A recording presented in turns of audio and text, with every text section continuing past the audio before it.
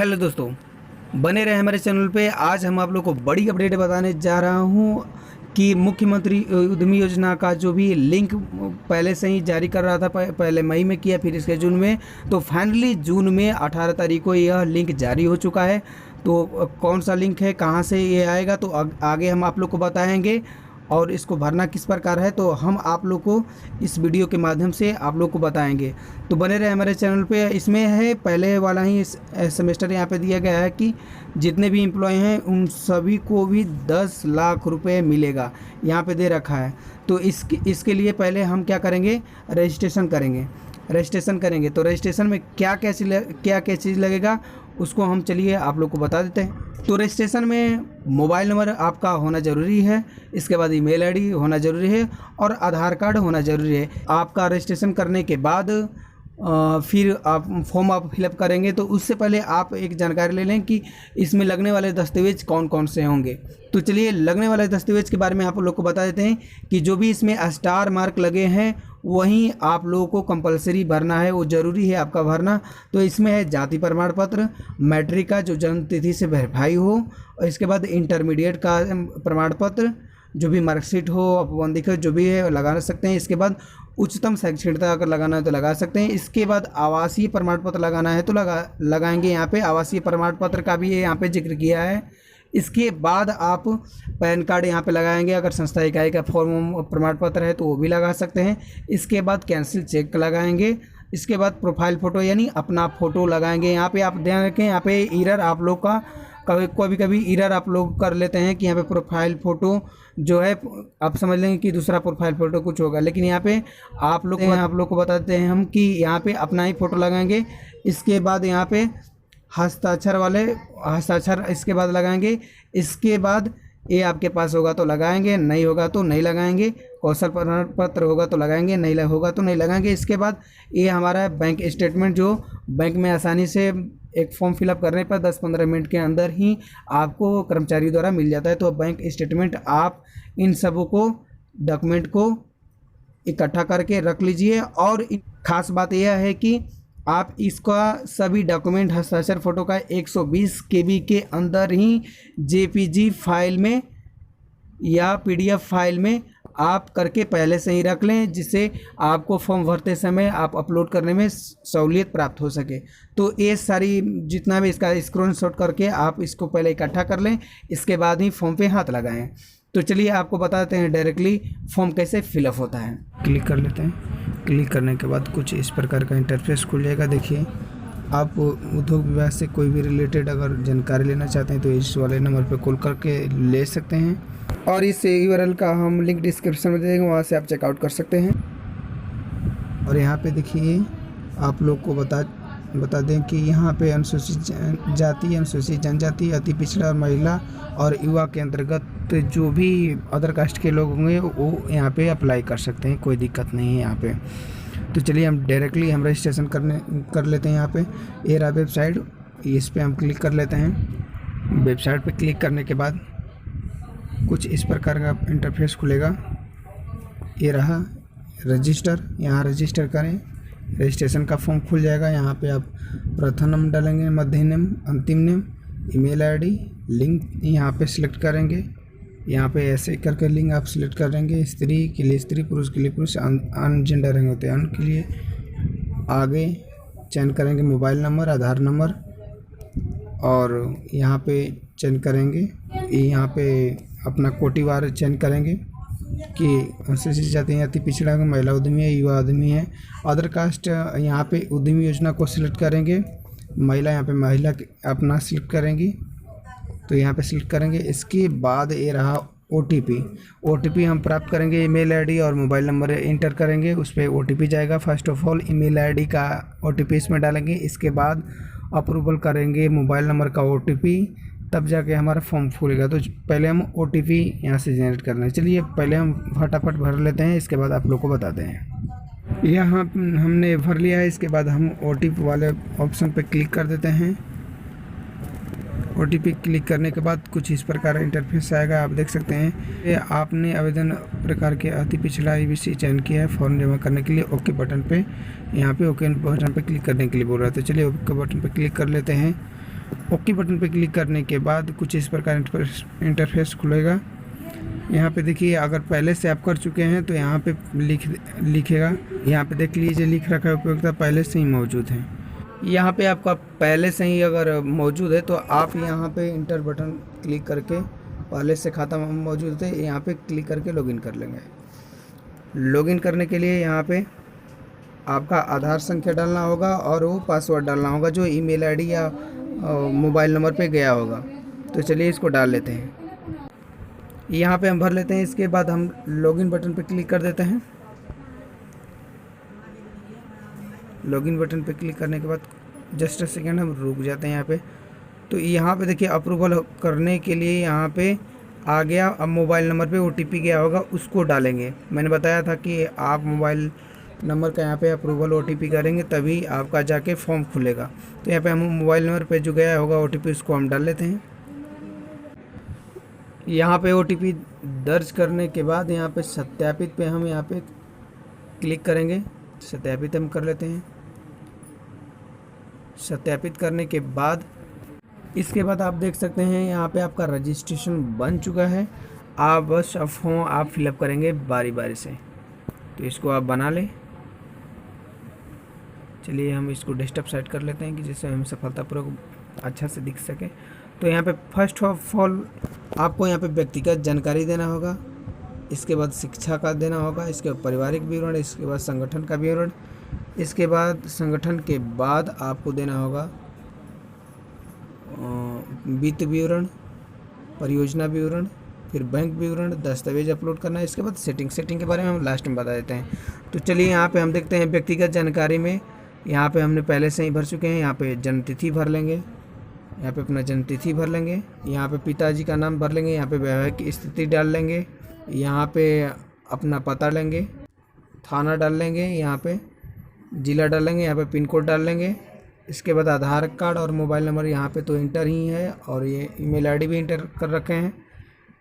इसके बाद यहाँ पे आवेदन का प्रकार पहले से ही हम सिलेक्ट कर रखे हैं, इसका वर्ग हम सिलेक्ट कर लेंगे और उच्च शैक्षणिक का हम सिलेक्ट कर लेंगे। चलिए हम बारी बारी से इसको भर लेते हैं। इसके बाद हम यहाँ पे हमारा वर्ग है अति पिछड़ा, तो यहाँ पे डाल रखे हैं। यहाँ पे हम चयन कर लेते हैं अति पिछड़ा के अंदर में हम कौन सा कास्ट आते हैं।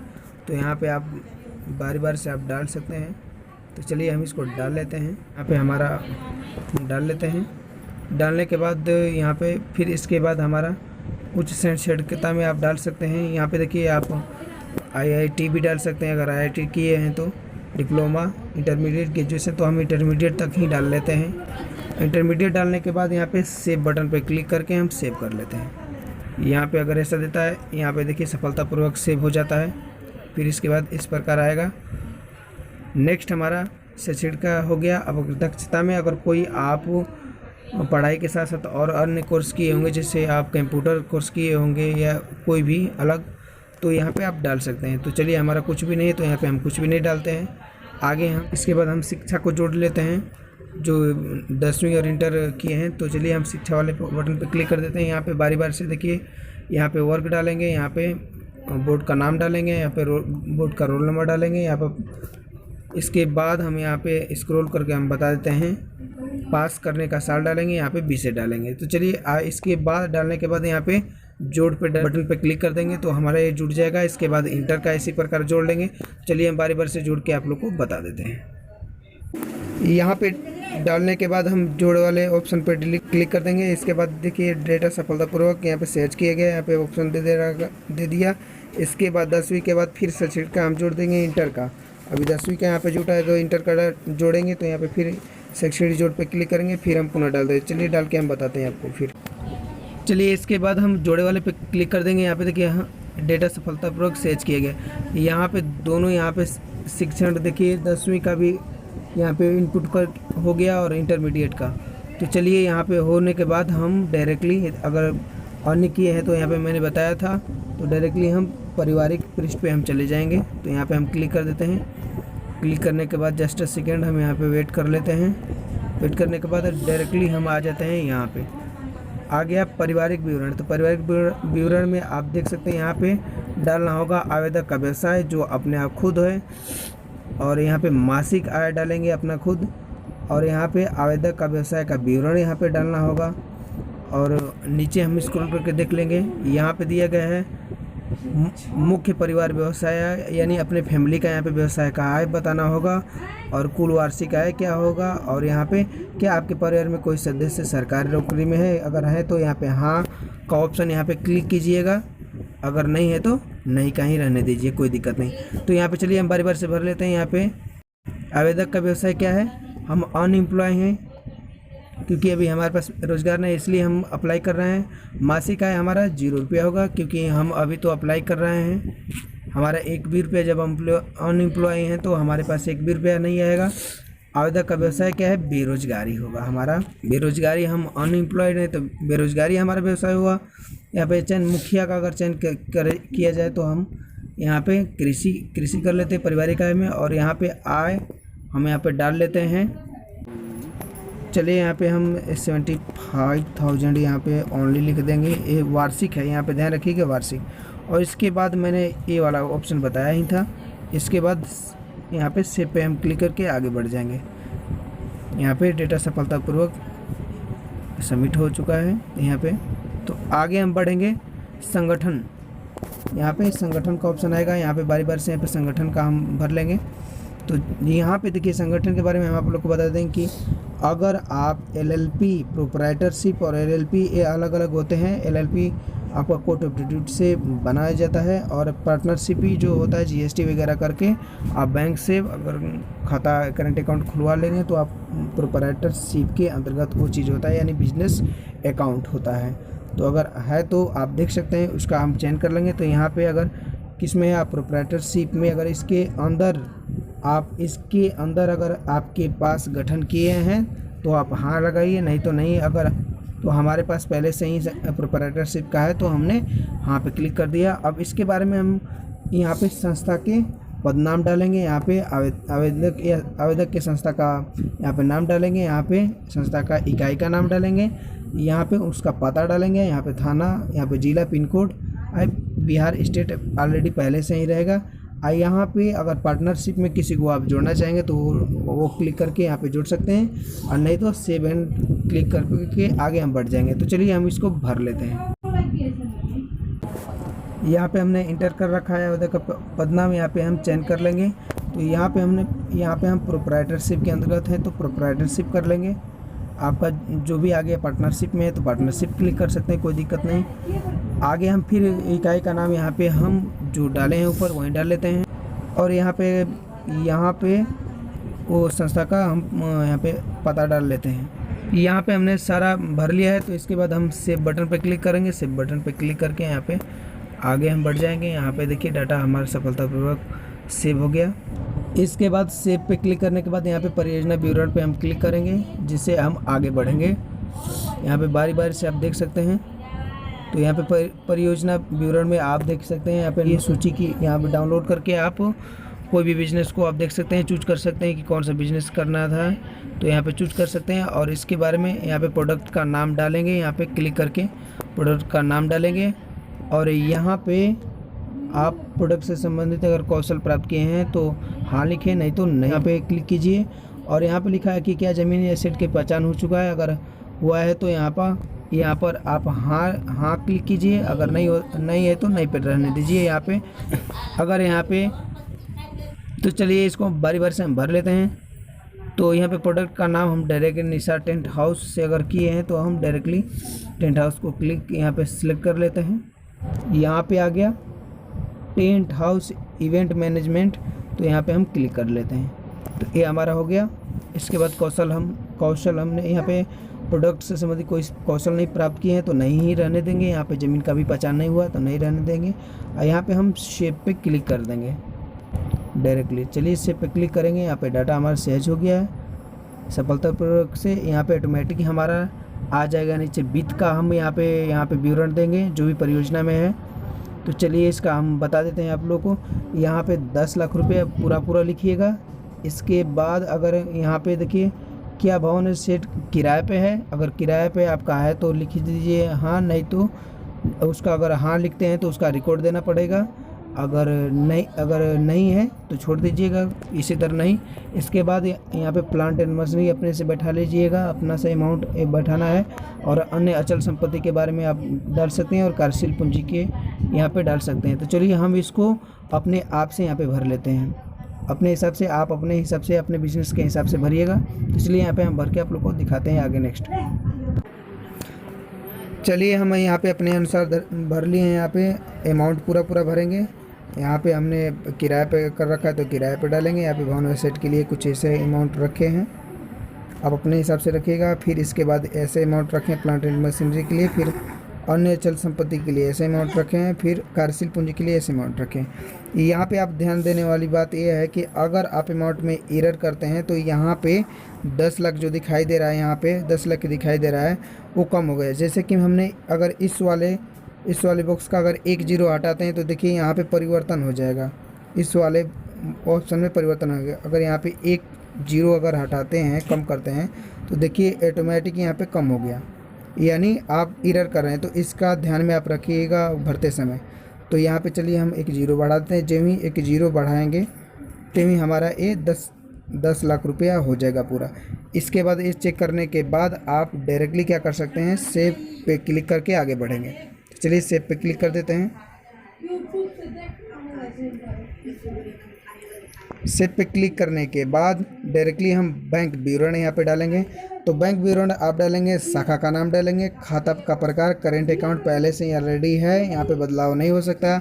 आप चाहें तो यहाँ पे देखेंगे एक ही ऑप्शन आता है बस करेंट अकाउंट का, सेविंग का नहीं आएगा। तो ये पहले से ही सिलेक्ट कर रखा है, आपको सिलेक्ट करने की ज़रूरत नहीं। इसके बाद खाता खोलने की तिथि, यहाँ पे IFSC कोड और खाता संख्या यहाँ पे डालेंगे। खाता संख्या डालने के बाद इसके बाद ट्रांजैक्शन आईडी कहाँ से आएगा, हम यहाँ पे हम ट्रांजैक्शन आईडी के बारे में बता दें कि जो चेक का, यहाँ पे चेक का जो लास्ट वाला ऑप्शन होता है वो ट्रांजैक्शन आईडी होता है। इसके बाद सेकंड वाला होता है अकाउंट नंबर, इसके बाद बीच वाला होता है MIRC कोड, और इसके बाद चेक का नंबर होता है। तो आपको क्या डालना है, यहाँ पे जो लास्ट वाला ऑप्शन है वही ट्रांजैक्शन आईडी आपको डालना है। अगर 29 दिया है आपका तो 29 डालेंगे, 31 दिया है तो 31 आप ट्रांजैक्शन आईडी ही बस इनपुट करेंगे। तो चलिए आप लोग को फिर फॉर्म पे हम बताते हैं, फॉर्म में डाल देते हैं भरने के बाद। इसके बाद नेक्स्ट वाले पे हम बताते हैं।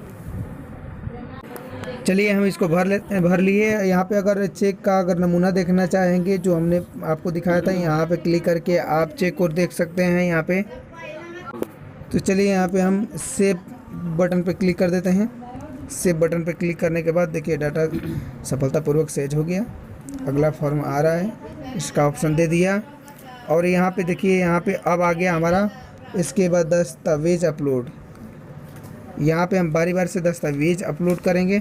पहले से ही दस्तावेज मैंने बताया था कि आप पहले से ही दस्तावेज को आप साइज बना कर रखिए। साइज हमेशा 120 KB के अंदर ही होना चाहिए, वो फ़ोटो हो, डॉक्यूमेंट हो या सिग्नेचर हो, सभी चीज़।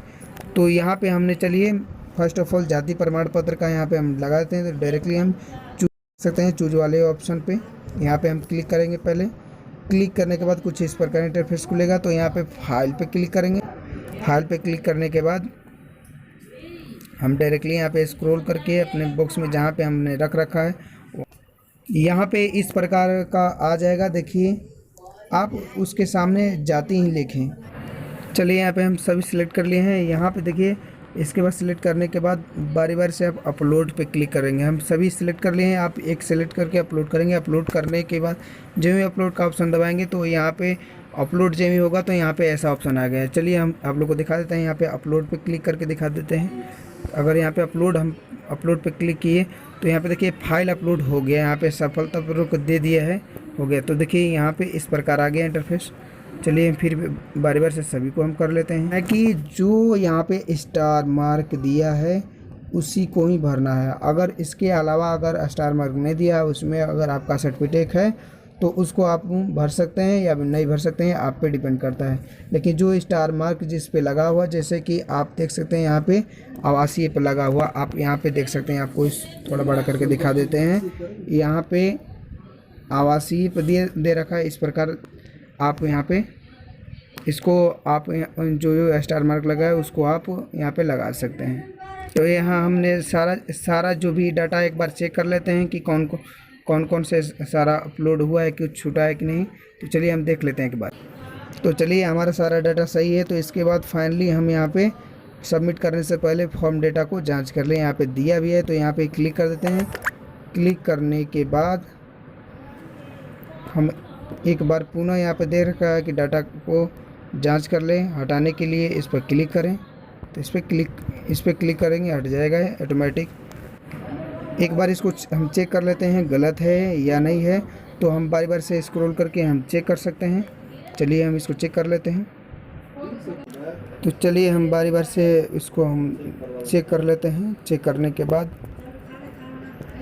यहाँ पे हम बारी बारी से स्क्रॉल करें, दस्तावेज को भी कर लिए। यहाँ पे आप देख सकते हैं किनको छोड़े हैं। ये स्टार मार्क नहीं लगा था, ये हमारा है भी नहीं। यहाँ पे ज़मीन पट्टा का रसीद, यहाँ पे कौशल प्रशिक्षण प्रमाण पत्र अगर नहीं है तो कोई दिक्कत नहीं। इसके बाद हम यहाँ पे अपलोड किए गए डाटा बॉक्स को संपादित न करें। अपलोड बॉक्स को हम संपादित न करें, उसको छोड़कर यहाँ पे हम फॉर्म को जमा करेंगे। तो चलिए हम फॉर्म को जमा कर लेते हैं।